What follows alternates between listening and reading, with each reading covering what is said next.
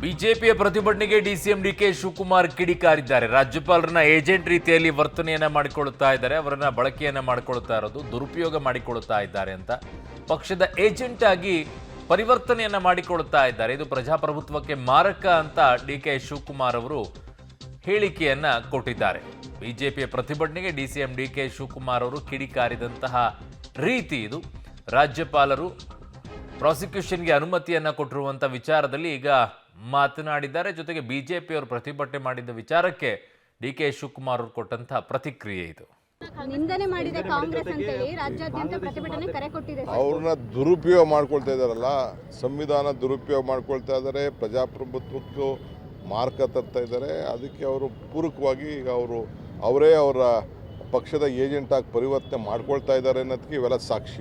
BJP ನಿಂದನೆ ಮಾಡಿದ ಕಾಂಗ್ರೆಸ್ ಅಂತೇಳಿ ರಾಜ್ಯಾದ್ಯಂತ ಪ್ರತಿಭಟನೆ ಕರೆ ಕೊಟ್ಟಿದೆ. ಅವ್ರನ್ನ ದುರುಪಯೋಗ ಮಾಡ್ಕೊಳ್ತಾ ಇದ್ದಾರಲ್ಲ, ಸಂವಿಧಾನ ದುರುಪಯೋಗ ಮಾಡ್ಕೊಳ್ತಾ ಇದ್ದಾರೆ, ಪ್ರಜಾಪ್ರಭುತ್ವಕ್ಕೂ ಮಾರ್ಕ ತರ್ತಾ ಇದ್ದಾರೆ. ಅದಕ್ಕೆ ಅವರು ಪೂರಕವಾಗಿ ಈಗ ಅವರೇ ಅವರ ಪಕ್ಷದ ಏಜೆಂಟ್ ಆಗಿ ಪರಿವರ್ತನೆ ಮಾಡ್ಕೊಳ್ತಾ ಇದ್ದಾರೆ ಅನ್ನೋದಕ್ಕೆ ಇವೆಲ್ಲ ಸಾಕ್ಷಿ.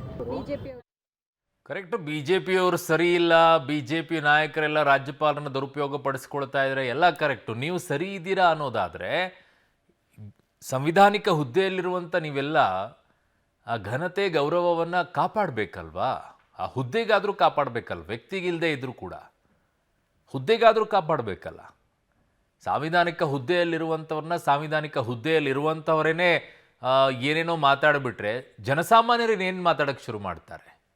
ಜನಸಾಮಾನ್ಯರಿಗೆ ಯಾವ ಗೌರವ ಉಳಿಯುತ್ತೆ ಅಲ್ಲಿ ಹುದ್ದೆಗಳ ಬಗ್ಗೆ? ಅದನ್ನು ಗಮನಿಸಬೇಕು ಅಷ್ಟೇ ನಮ್ಮ ಕಳಕಳಿ.